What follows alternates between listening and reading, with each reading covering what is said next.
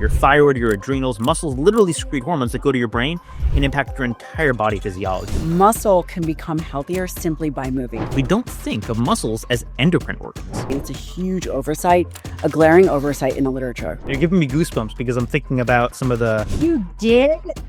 These are markers of unhealthy skeletal muscle first. They're basically a fingerprint for poor muscle quality. I do think that we're at the precipice of real advancement. All right, everybody. We have today a special guest whose reputation precedes her, Dr. Gabrielle Lyon, to talk about muscle-centric medicine. We don't have an obesity epidemic, but what we really have is a midlife muscle crisis. And I just wanted to frame up this discussion with a personal story, which gives some resonance to this topic for me. I think people think about like muscles as just something aesthetic or something that lets you lift heavy loads, which is functional, but it really is a sort of health insurance policy of sorts. So my personal story is when my dad was younger, he was an international rugby player. I'm actually South African background, and he played all over the world, played against the All Blacks, was really a stellar athlete. And then, like many people who go into the profession of medicine, you kind of lose track of your health. He was in high-risk obstetrician, had a very high-stress lifestyle, sleep-deprived, didn't eat the best. And when he was relatively young, around 44, he had an occlusion, a blockage of a major vessel in his heart, and it should have killed him. Like, he should have died, but he didn't, because his heart had all these extra vessels, apparently from the time that he played rugby, at least what we thought. So his athletic past, his muscle insurance, you could call it, literally saved his life. And I always think about that when I think about you talking about muscle-centric medicine. So with that, we're here to talk about that topic and a new guide you have, the Forever Stronger Playbook, which I read through, and I'll just say it's a great place for everybody to start. Super practical, lots of pithy insights. So we're going to have a two-part conversation. Part one, get into a lot of the practicals, the foundations, the philosophy. And then part two, we're going to nerd out a little bit together. But that is where I want to start. Dr. Lyon, welcome. Nick, thank you so much for having me. I had no idea that you came from such an athletic background. The brains part, I knew that, but when you combine brains and movement, it is no surprise. I was not much of a rugby player myself. I tried once and a little too late in life, but Actually, we'll get into my athletic background in a little bit because I have a question that might stump you. I've asked other exercise physiologists and nobody's really answered the question, but we'll make it practical. That's a teaser for later. But I want to start maybe with a broad question. What is the number one misconception people have about muscles? It's too late to start. It's too late to start. And what I think that we're going to start to see more of is that muscle can become healthier simply by moving, regardless if body composition changes or not. And that's really underappreciated, especially because one of our biomarkers for a particular outcome is body fat percentage. And quite frankly, I think, and I'm hoping that you will agree with this, that body fat percentage in part is going to become more of an outdated biomarker, believe it or not. Elaborate on that. I agree, but I want to hear why you think that. Well, when we think about body fat percentage, there's a, quote, certain body fat percentage that may be associated with certain comorbidities, let's say 30% body fat. But when you really look at it, is it really the body fat that drives disease, or is it the IMAT, the intermuscular adipose tissue? And I think that we're starting to see more and more evidence that it's the intermuscular adipose tissue, the fat infiltrated into skeletal muscle. I'm not talking about the athlete's paradox where fat triglycerides are around mitochondria that athletes are using for exercise, but the intermuscular adipose tissue, the fat that infiltrates into the tissue through inactivity and perhaps a diet that outpaces muscle health. This is what we're seeing also contributes to insulin resistance and other cardiometabolic diseases. It's the percent of IMAT, not the percent body fat. And do you measure that clinically? Like in your clinic, IMAT versus overall body fat percentage? I want to, and we're not there. And this highlights something that's really important is that right now, the foundation of our literature and the foundation of what we know related to body fat percentage and body composition is largely informed by DEXA. And as you know, DEXA does not measure lean mass, muscle mass directly. It extrapolates, puts lean mass all together and then extrapolates how much skeletal muscle mass one has nothing to do with the quality. Why this becomes important is, remember when the literature came out showing higher muscle mass in individuals that had obesity. Was associated with, Obesity. or just have them? Because the conversation around more muscle mass was that obesity, because they were carrying so much weight, increased muscle mass. That those, Yeah, if you gain body mass, you're going to gain some degree of yes, lean mass as well. this was Correct. somewhat of the conversation. However, it says nothing to do with the health of skeletal muscle, and the health of skeletal muscle is probably more important than the total mass. By saying someone who has obesity also has more muscle mass does not tell what I consider the most important aspects of the story, which is it is about healthy muscle mass. And we have not been measuring the quality and quantity of muscle mass directly. And it's a huge oversight, a glaring oversight in the literature, which with the influx of MRI data, I'm hoping that we're going to begin to see a shift.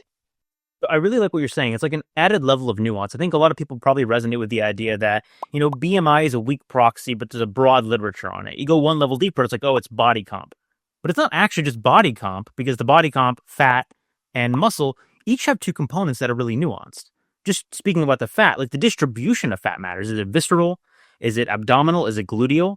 All these have different like hormonal profiles. And then there's the element of muscle, which you're saying, which can be infiltrated by fat and also have different qualities independently. So to talk a little bit more about that, if people aren't getting like MRIs for intramuscular fat, how do they know if they have high quality muscle?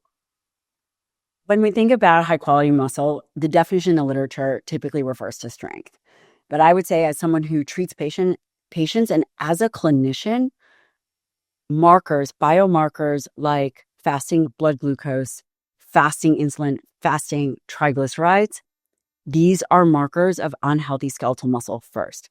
We relate them to metabolic syndrome, but what is metabolic syndrome and what's actually at the root of metabolic dysregulation? It really is that your diet and activity outpace your muscle health. And that, clinically, if someone is listening to this and they go to their doctor and they begin to see various biomarkers related to, quote, metabolic syndrome, this is how we think about skeletal muscle mass in terms of healthy skeletal muscle mass. Of course, there's what relates to strength, and strength is relative, and listen, I'm much better at push-ups than my sister. My sister is much better at squats than me. And while we can recognize that there's certain strength movements, understanding individual baseline and then where someone is going to progress to, and then metabolically, what does their metabolic profile look like? That's how I think about healthy skeletal muscle.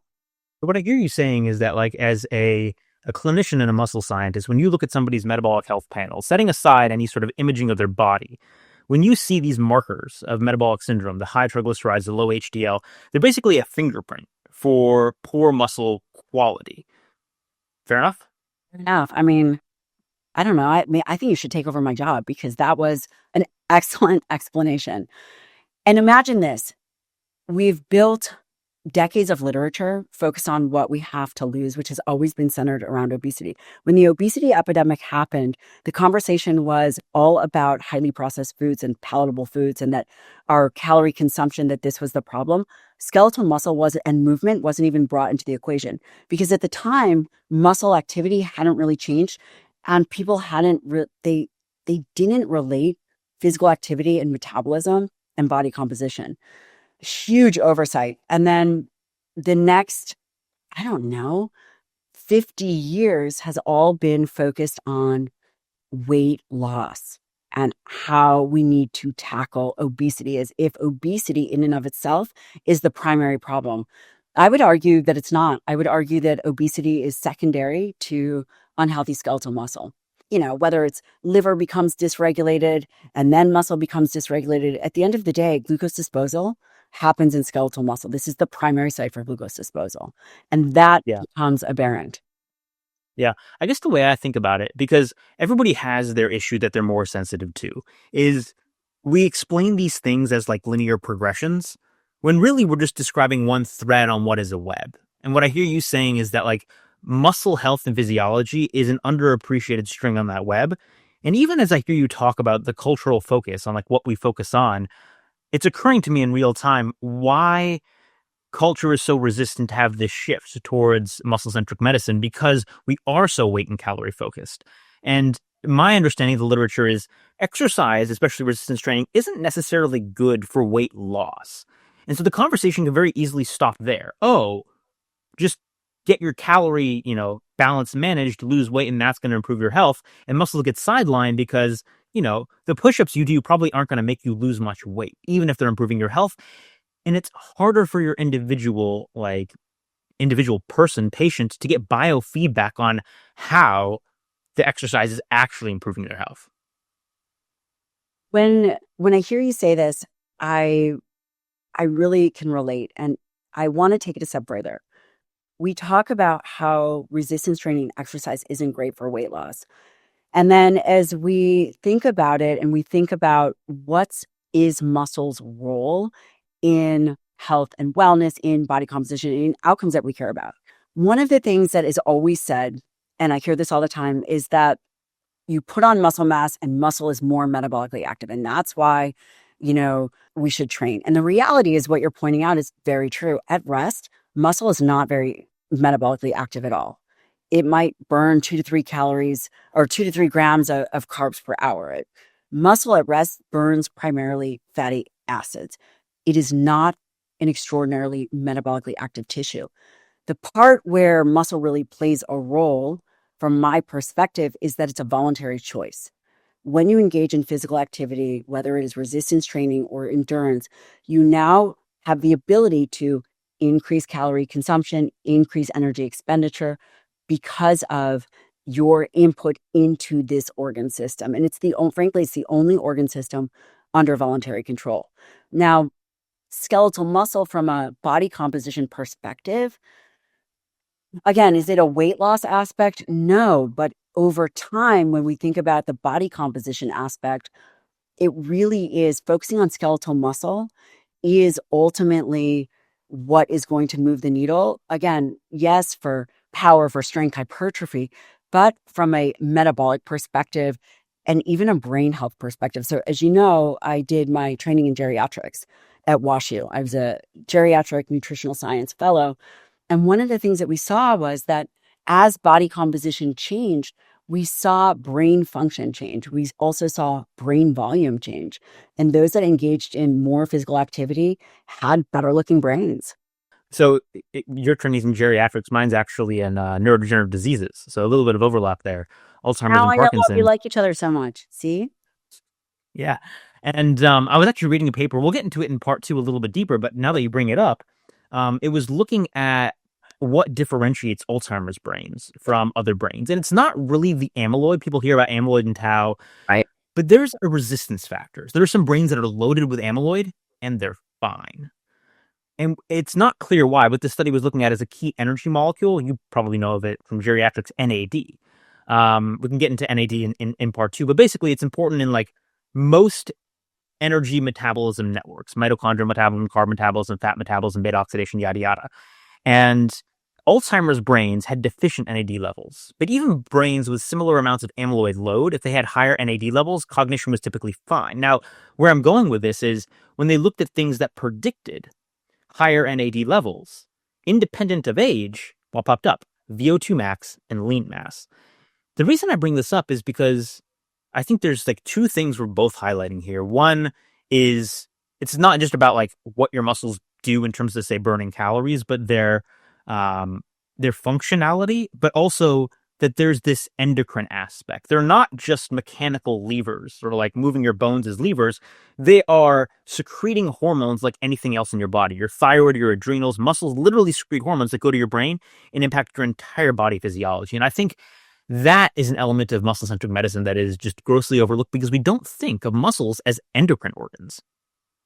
This wasn't really highlighted till roughly the 2000, and this is largely by the work of Bente Pedersen, and she's actually at Copenhagen in Denmark. Her work, I think that she was an exercise physiologist who was also an immunologist. Again, she's an MD, practicing physician who also was involved in research, obviously. And it was her discovery around myokines. And exactly what you were saying is true. When you contract skeletal muscle based on intensity and duration, it releases myokines. What is the impact of this? And myokines, to the surprise of the listener or the viewer, are, quote, cytokines like interleukin 6, TNF alpha, all of which are also released by macrophages. And it's kind of counterintuitive because we've put quite a bit of criticism, stigma, whatever you want to call it, identified these cytokines as bad, but they are pleomorphic and they are released from muscles as well. And this somewhat balances the inflammatory effect. And also, for example, interleukin 6, which is probably the most famous myokine, will help or possibly helps. Again, this is still early. We've been studying this for 26 years, which is not that long. Helps with fuel utilization, meaning it potentially can sensitize the liver to use more fuel. It directs fuel partitioning. And from my perspective, how I have been taught is exercise does X, Y, and Z. It's good for VO2 max. It's good for brain function. It helps with blood flow. There's a whole series of reasons as to why exercise is important. The one aspect that we don't think about is this interorgan crosstalk. And that is what I think that is going to become more valuable. And then the other aspect, what I'm hoping to see in the future is how do we then determine if exercise is effective? Is this person doing the right type of exercise for them beyond body composition, but for their biomarker imprint or for their biochemical needs? And I think that's what I would love to see as the way of the future, because we should be able to test. If something is effective, we should be able to test it in the blood. Yeah, you're giving me goosebumps because I'm thinking about some of I don't know if you know the work of Michael Snyder. I've had him on the channel a couple times, but he's a researcher at Stanford. And his thing is what is known as longitudinal multiomics. So like all the omes, the genome, the proteome, the transcriptome, and then taking time series. So you get this like intense video of what an organism is. And one of my favorite papers, my favorite exercise paper of all time, was published in Cell by his lab. It's called the Molecular Choreography of Acute Exercise, which is named beautifully. But what it does is look at all the things going on in a person as a result of exercise. And one of the things they noted was exactly what you just mentioned. So this idea that exercise causes what they termed a fitness inflammatory signature. We think of inflammation as bad, but what they're saying is this isn't chronic inflammation. It is a spike. It is a signal to the body, a stimulus to adapt. So when we think about, well, what's going on to mediate the beneficial effects of exercise, it is a molecular program. And in this case, you don't want high baseline inflammation, but you do want that spike because that is a trigger for adaptation. Now, the other reason I bring it up is because you were talking about precision exercise.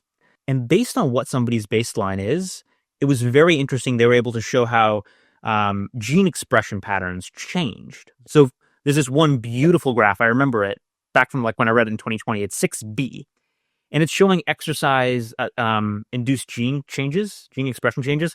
And there's this inversion pattern for some genes where based on your insulin sensitivity, a gene can be expressed in opposite directions, up or down. So some genes, if you're insulin resistant, go down. If you're insulin sensitive, they go up. I bring this up just to highlight how complex a particular exercise might be with a particular host. And while we might not have that resolution yet, I do believe it's like within a 5-year horizon where we have, not just CGMs, but multi-metabolite continuous meters. And it's saying, hey, do this exercise, combining AI with like all your biometrics. I think it's the way of the future. I think you're seeing the future there. I agree with you. And from my perspective, what that's going to look like is a digital twin of all of the outcomes that potentially could happen, and it's modeled for you. I do think that we're at the precipice of real advancement. And I also believe we have to shift the focus to muscle. With the use of GLP-1s, we're going to trade an obesity epidemic for an epidemic of sarcopenia. And if we do not get smart, we're going to overlook like what happened when the, quote, obesity epidemic hit. When the obesity epidemic hit, it was a massive failure. Spent 50 years trying to fix a problem that we were not able to fix. And it just kept going in circles. Again, why does this matter? I did a fellowship and, part of it was I ran a weight management clinic. But now, because of the influence of GLP-1s, they are here to stay. They're extraordinary. We are also still overlooking the importance of skeletal muscle. We're going to be able to treat type 2 diabetes in large part and be able to treat obesity. We're going to swap that out for sarcopenia. My fear is that we're going to accelerate aging because of the success of these GLP-1s. We're going to lose more muscle tissue early. And again, it's not specific to muscle tissue. It's simply the ability to restrict consumption, delay gastric emptying, reduce that impulse for food. But most people will go off of these GLP-1s within 2 years, regain the weight, and that weight is going to be fat. They're going to be left in a, arguably for the long term, if we're thinking about long-term outcomes, in a worse place. And that becomes very concerning. Understanding muscle, reorienting to our metrics and our imaging, everything to skeletal muscle, and then getting the dose right, I think is going to be transformative for Americans and just everybody. I couldn't agree with you more. And I want to get into the practicals, but I really want to double click on something that I think my audience probably isn't seeing, but I am seeing. And that is the difficulty. What I see, and I mean this in the best of ways, is I see you struggling with how to talk about this. And I'll tell you my impression as to why, and you can tell me if I'm correct or not. When you bring up something like a GLP-1, it immediately induces a visceral reaction. People are going to be like, you're for it or against it. It's black and white. And I think where we both agree is like, look, at an individual level, like anything, like this is a tool that can be used with precision and effectiveness, and it can be very helpful. However, we also can't lose sight of the forest for a tree. And one of the things that I think people don't talk about enough when it comes to where we put the spotlight of medicine is what are the incentive structures driving it? So it's very easy to say, like, follow the money, big pharma wants you to be sick, yada, yada, yada. It's not about that. It's not about conspiracy theories. It's about, is there a business model for this in modern medicine? For GLP-1s, there are. For statins, there are. It doesn't make them good or bad. It just means this is the incentive structure driving the research and also driving medical and scientific dialogue, which makes it very difficult to take the spotlight off of that because it seems like you're going against the grain of like evidence-based medicine when we're just saying, actually, to the best of our ability, can we please put the compass directed true north towards patient health instead of financial incentive structures? And that's such a hard thing to like communicate in a nuanced and authentic manner. I think you do it really well. I forget how you put it, but I remember listening to your episode with Andrew Huberman and he put you on the spot around GLP-1s, and I forget exactly what your answer was, but I just remember being impressed. I appreciate that. And I think your audience is very astute. And it's important that things can get communicated well. And it's difficult because there's a lot to be said. And also it's very critical as to how it is said and how it is said responsibly. Again, around GLP-1s, as I've been doing this long, I graduated med school in 2006. I finished my fellowship in 2015. I did psychiatry and then family medicine. And, through the years, and especially with the velocity at which information spreads, I've become more and more careful with the words because I recognize the gravity at which they play. And we're all human and we all make mistakes. And there has to be a level of thinking, what is the actual point that needs to be made? How can it be said? I'll give you another example. As I sit here, and I do want to come back to funding because I think that that's also important. And most people don't understand that studies and research, it has to be funded. And it doesn't guarantee outcomes. So I do want to touch on that because we are going to be talking about the dietary guidelines, which I was there. It was amazing. Very emotional moment. But the reality is how we intake and ingest information changes not just our own personal perspective, but also medical providers, medicine. We are all able to be swayed and our biases come into place. And here I'm going to highlight this for you in this way. GLP-1s have come on the market. They've been around for a very long time with treatment in various diseases before they were approved for weight loss. Been around for 20 years. If an individual takes GLP-1s, here's what we hear. And again, I'm still a practicing physician. I see patients every Tuesday. It's cheating. It makes weight loss easy. People still eat whatever they want. There's a whole slew of reasons as to why people are against GLP-1s. On the flip side, what we see in evidence is nothing has been more effective for weight loss, period. Can look at the Surmount trial. These agents are incredibly effective at weight loss. We're going to see what I believe to be better cardiovascular outcomes. I think that they're going to be in PCOS. There's a handful of studies coming out for the treatment from the metabolic perspective of PCOS, all of which are extraordinary. They're not going anywhere and they're here to stay. Someone could now go to their doctor and say, I want a medication to help me lose weight. Very rarely would someone go, oh my gosh, I can't believe you're coming to the doctor to help you lose weight. Would you agree with that statement, Nick? I'm going somewhere with this. In the general public or the physician? The physician. They'd be like, okay, no problem. Mostly. Or there's anything wrong with it. I mean, don't worry. I'm going somewhere with this. If someone goes to their doctor and go, okay, so there's no problem with the perspective of obesity and weight loss for obesity. Can we agree on that? We agree on that, right? Yeah. Mm-hmm. Someone goes to their doctor and they go, I want a medication to help make my muscles stronger, help me recover better, to help with muscle health so that I have more muscle mass and more healthy muscle mass. What do you think a doctor would be like? Sure, no problem. Let me write you A for testosterone or B for an anabolic agent. I will say yes if they were educated in it. So I think it's just not in the medical. A doctor's only going to comment on something, or probably should only comment on something, if they have any background on it. And I can tell you, having just graduated medical school, we don't learn about muscle. We don't learn about prescribing anabolic agent. It doesn't come up even for 1 second in medical school. So no, a doctor's just not going to be comfortable in commenting on it because it's not in the medical zeitgeist. But it's FDA approved. There are agents that are FDA approved for anemia, for, again, not quite sarcopenia, but there are FDA. I want to be very careful now because now I have entered into a moment of major bias and major,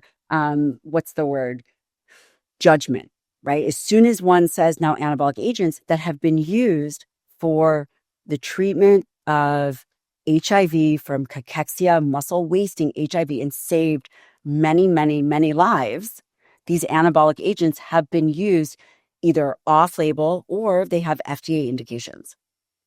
But there is still a huge stigma about the use of, quote, anabolic agents. And finally, even testosterone now has shifted. But why am I saying this? And why your listeners are like, oh, come on. But I think that they come to you for different perspectives. What I've seen you do, I've obviously been watching you since you came onto the scene. But one of the things I really respect about you and have always felt very supportive is there'll be a commentary from the community, both the medical community and online, and people are repeating the same thing.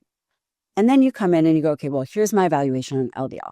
Here's my evaluation on the Oreo diet. And what does it really matter? And you've taken upon yourself, also with our friend Alexis Cowan, who's a dear friend of mine, PhD, went to Princeton, is you form your own opinion, quote, undoctrinated opinions. And we are at the precipice of something that we've never seen before.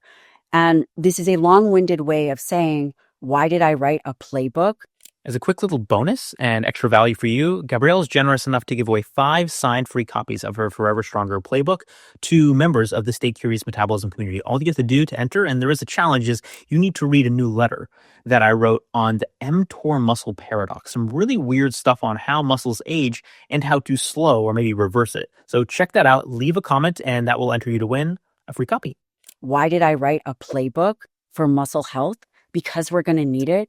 And the medical establishment is not and has not kept up with where I think we're going to have to be in order to protect human health. And the only way that that's going to happen is if we can recognize our own biases, like our thoughts and feelings about GLP-1s, and then our thoughts and feelings about anabolic agents and hormone replacement. It's a very important conversation because at the end of the day, you educate people to allow them to make their own decisions. If I'm not putting words in your mouth, you're educating to be able to help people, right? Not at all. The funny thing is, whenever you talk about these issues, people immediately assume you have a value judgment. And my purpose is just to be like, hey, here's the data. Whatever you do with it, I don't care. I've never been prescriptive on any of these topics. And this is the tricky thing. And now I'm going to break the fourth wall, so to speak, and provide my transparency about how I go about things, because I know that. You know that. And also, to amplify a message, you take advantage of that. Oh, at least I do. I won't say you do. I do. So you brought up like the Oreo study. I'm like, I want people to talk about this thing. I have like 5,000 followers on social. I don't have any money to do like a major study. What am I going to do? I'm going to combine my Harvard brand, medical student, PhD status, and show that I can drop my cholesterol with Oreo cookies. Not to put values on statins, this is the crossover trial with statins, or LDL, but be like, hey, I'm going to provoke your emotions. I know you're going to come with a confirmation bias, but at least the conversation gets stimulated. And then those who want to engage with the nuance do. And then other people are collateral emotional damage, which honestly, your rage bait's not going to upset me. The algorithm's going to love it. So that's aside. It's a whole different kettle of fish. I do want to get into some practicals from the playbook. But quickly before you do that, and before I forget, the new guidelines. So one major change in the guidelines was upping the RDA for protein from 0.8 grams per kilogram. And I will say per kilogram. So that's 0.36 grams per pound was the prior RDA. It's been upped to 1.2 to 1.6 grams per kilogram. I think that's a huge win. I want to hear your perspective. There's something really important to understand. Let's frame up what the role the guidelines have. The role of the dietary guidelines, which they come out with guidelines every 5 years, is to inform people, inform federally funded organizations that receive funding from the government. The dietary guidelines do not provide hard, fast numbers typically. It typically is a range. And there has been a point of confusion around dietary protein. The RDA for protein has not changed, but our minimum so we have not doubled. I want to be very clear on this. We've not doubled the minimum requirement. The RDA has not changed. The RDA is based on a minimum amount of protein required to prevent deficiency. That number remains. The guidelines establish this healthy range. The guidelines now are recommending 1.2 to 1.6 grams per kg. This is how they've now reoriented the conversation around protein, but the RDA did not change. And the current dietary intake is 1.1 grams per kg. That is what the current NHANES data suggests, which means 50% are above and 50% are below. That's the median intake for Americans. Yes. Right now. 50%. So most people are already in this range. But only 50%. 50%. Okay. And that's important for us to recognize, because what these guidelines have done is they reprioritize the importance of protein. And I definitely want to talk about the logistics, the nuts and bolts, but I don't want people to think that the minimum requirement has changed. That number has not changed. 1.2 to 1.6 grams per kg is now the recommendation. And this means, again, 50% of people are below 1.1 and 50% of people are above. If you take a 70 kg person, 50% of those, 50% people, if that intake is 55 grams, 50% are below that. Yeah. Important. The question is, do you think that is the appropriate range? Because the number that gets bandied about is 1 gram per pound, which is 2.2 grams per kilogram. So somebody might get the impression, hey, you're above the 1.6, so 1 gram per pound is quote unquote bad. Thoughts? Again, this is the range. The range goes up to, there's a range of protein intake from 0.8 grams to up to 2.2 grams per kg, which comes out to 1 gram per pound. The idea that there's one fast number for people that will take them through their life is something I don't agree with. Protein decisions are based on a handful of items. Number one, how old you are. The older you are, above 35, we pick 35, the more protein you need. How much physical activity do you have? people do not recognize that the more sedentary an individual is, the more protein they need. That comes as a somewhat of a counterintuitive statement for people. The More based on percent of kilocalories or more in terms of absolute? absolute number. Like grams per. Explain that. Absolutely absolute number. Another great point. I expect nothing less. Sometimes calories are reported in terms of percentage. I don't think that dietary protein should ever be thought of as in terms of a percentage of calories. It really should I be agree. thought of as total grams. For example, we don't recommend anyone go below 100 grams because it seems to lose there's metabolic advantages that become very helpful at 100 grams or more. And this is beyond, let me say this. Satiety, like just structural components. Yes, it's beyond. My question though had to do with, I agree with you. I think grams per amount of body weight makes more sense. But did I hear you right? If you're more sedentary, you need more absolute protein. It would make sense if you're sedentary, your energy needs are very low, so your percentage is higher. But you're saying your absolute grams per mass needs are more if you're sedentary. That is counterintuitive. So explain that to us. You would be on the higher end. Skeletal muscle is stimulated in two major ways, and that is resistance training and amino acids, primarily leucine, which I know that you've talked about. I watch your stuff, and as we age, skeletal muscle becomes more anabolically resistant. It becomes more resistant to, and this is somewhat controversial, physical activity. It requires a certain stimulus, but also the efficiency of protein utilization decreases. And the efficiency at, quote, sensing protein seems to go down. As an individual becomes more sedentary, you still need to stimulate that tissue. And if maintaining muscle is so critical, you remove one input, say resistance training, then you must account for it from the other end of the equation, and that would be through dietary protein. And this becomes really important because, as individuals age, once their total caloric intake decreases and their physical activity decreases, you do have to prioritize dietary protein. All that being said, is there evidence to go above 2.2 grams per kg or even evidence for that? I would say that there is not strong evidence, which is why, even though I have my own personal beliefs, that I kept it at 1.2, in the book, it goes up to 1 gram, but that is more my own personal perspective. But the evidence supports 1.2 to 1.6 grams per kg. I think in a risk-benefit analysis is very minimal risk to adding protein. Like there's always going to be a bound on the literature we have, so then you just make educated guesses based on what's available. And I think upping the protein typically won't cause much detriment. But what I'm hearing you say is, obviously, just eating more protein is not going to replace exercise. But if you don't exercise, you kind of have to bring the bottom end of the range up because you just need a little bit of extra stimulus because your muscles aren't getting exercise stimulus. So hit them with a little extra protein, and it will be damage mitigating potentially. Potentially. And the evidence is clear that resistance training is really the key component. And I've looked at some of the bed rest data. And after around 7 days, and I say this cautiously because I really do want people to consume dietary protein, it's critical. But after around 7 days, if you are fully inactive, is protein going to totally protect you? It's not. There still will be an acceleration of both muscle mass, loss, strength. It's very difficult to protect that tissue otherwise.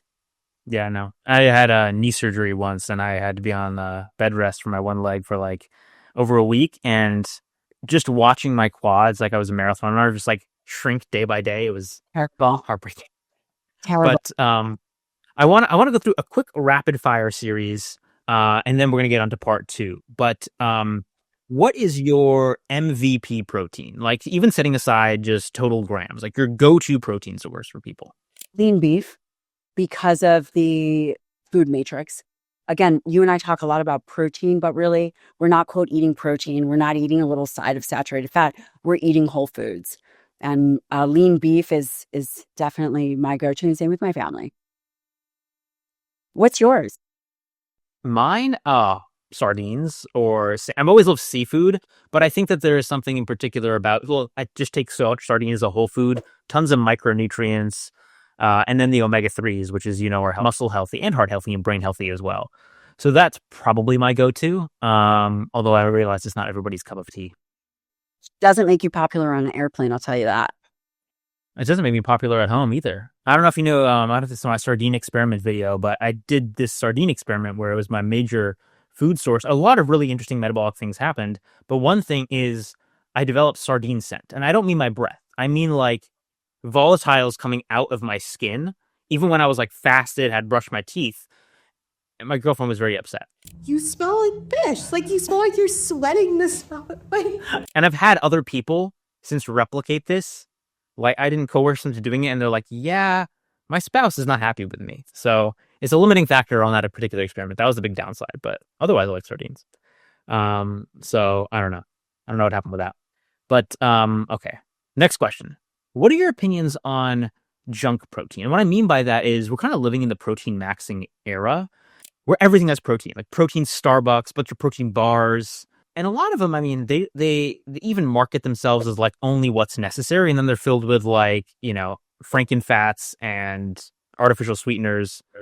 Is there a place for junk protein or thoughts? Very misleading. The idea that you should add extra protein on an already high calorie diet, assuming that someone is eating a ton of calories, I think it's very misleading and very disingenuous. Unless protein is a usable biological dose. And what do I mean by that? You use all of the protein, but there's a lot of conversation I see online about this idea of protein distribution. And people say, well, protein distribution doesn't matter. And the reality is that may be true if your total protein is high enough. Okay, possibly. However, when you look at the aging data, typically the data is based on a first meal response, which would then indicate distribution does matter. It's a bolus response at once that people are studying. And the idea that you're going to add in another 2 grams of protein, and typically the majority of the plant protein comes from wheat, it's not a high quality source of protein. I think it's very misleading. I love that people are reorienting the conversation to dietary protein because it is the most important essential macronutrient and we need more of it, but not by junk protein. I like that term. I've never heard that before. All right. Now on to exercise. I'm going to do rapid fire. I'm going to give you a muscle group and you tell me your favorite exercise for the muscle group. Chest. Push up. Agreed. Oh, actually, this is my question for you. I mentioned it earlier. I have a weird muscle wiring, as in my muscles don't fatigue, but I'm not a power athlete. So like when I was running, my 5K time wasn't that good, but I could keep the pace for a marathon. And it was the thing with push-ups. So I don't know if you know this about me, but my freshman year of high school, I decided I wanted to break a school record on the fitness tests, and I decided to do push-ups. So the prior record, you do them to like a 3-second military-style cadence. It was set by a senior football player at 72. I trained for a few months. Nick Norwitz, what he accomplished is the most amazing thing I've seen in my 11 years of teaching in PE. And did 240. And ended up doing 427 in a set. And I trained a lot, but my muscles don't get tired. And this has also made it prohibitive, I think it's associated, for me to gain a lot of mass and power. And I've talked to other people about this. I don't know if you know Ben Bukikio, because he has like this plan on like, try to put mass on me. And I can gain power, and I can gain muscle endurance, but I cannot just like hypertrophy. Have you ever seen that before? What was his reason? He like, I guess you have a lot of like, like more endurance fibers and not a lot of glycolytic fibers. And that's just how you're wired genetically. He's like, maybe you can rewire it, but that was about all he had. Have you ever seen that? Well, I think it's a really difficult, if we were to quantify that, the only way to know what kind of muscle fibers you have would be to do muscle biopsies, which I promised myself I would never be doing those again. I did those for 2 years, 4 a.m. Yeah. It's like not fun. I mean, I have seen what, quote, we call as a hard gainer. I don't know if I can give you a scientific explanation, but is it potential that there is a certain musculature that people have an ability to have, right? There's limits to the human genetic potential without the use of various agents to push past that cap. I think that that does exist. Again, your question is about push-ups and And maybe you just have these endurance fibers, which is absolutely could potentially be true. But in terms of the growth standpoint, there might be a limit to, Yeah. it's fair to say you might not be up for Mr. Olympia. Yeah, fair enough. I just did turn 30, and my older guy friends were like, "You're gonna hit second puberty, don't worry." So we'll find out. But all right, let me get back to my list. All right, back. Now I love a pull-up. I love a pull-up. People will argue it's not all back, but I love a great pull-up, and I love a great like a wide grip chin up or something. Yep. You get a lot of back in there. Hard to argue against that. All right, glutes. You're not gonna like my answer. My answer personally is not squats. It is a hip thrust machine. I probably would say the same. I feel like I get more isolation. I would agree with you. All right, quads. Leg extensions. Probably not going to like that answer. Leg extensions. I like they're satisfying, and also it's isolation. I think if I'm doing compound, like I'm on vacation, something like a jumping alternating lunge will get a lot. But for like isolation, actually, I would have had the same answers as you. Okay, last question. Then we're gonna get to part 2. What's better for cardiovascular fitness? Zone 2 cardio or high intensity? I put high intensity in the playbook. Probably both very beneficial. Hard to study them both head to head, as we know. I would say if we're talking about realistic practical application, most people are short on time. And that is why I think high intensity interval training, and Martin Gabala out of McMaster University talks about the 1-minute workout. Also Stu Phillips. I will lean on high intensity interval training. If I had to choose. Right. If I had to choose. Yeah. No, I'm in agreement. I've recently gotten into those vertical ski ergs. Oh my God. They are depleting. The best. You're like I was doing cycles of like 2-minute sprints broken up by 2 minutes, and by the end of like the 5th set, you're just like, but yeah, no. Real question: how fast were you going? 2-minute sprints. So did you hit 500 meters? Yes. So actually, we're gonna get into this in part 2 because I did a randomized crossover trial with a pharmacological agent. You did? Which I had not released yet. I did. It was very difficult because it's hard to get a placebo. So I had to source the placebo, and it was 1 or 2 millimeters off the actual pill. And then there was a sign on it. So I had to like get a cheese grater out and like grate the signs off. It was difficult, but I did. For the 5th set. So that was after some fatiguing.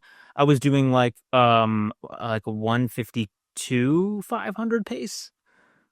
Okay. So yeah, I'm not a big dude. It felt pretty good. I mean, anyway, so yeah, that's my cardio. That and stairs. Very efficient and effective, I think. Yeah. Especially for a busy person. Yeah. All right. Thank you, Dr. Lyon, for joining us for part 1. Everybody should come back for part 2, where we're going to nerd out a little bit.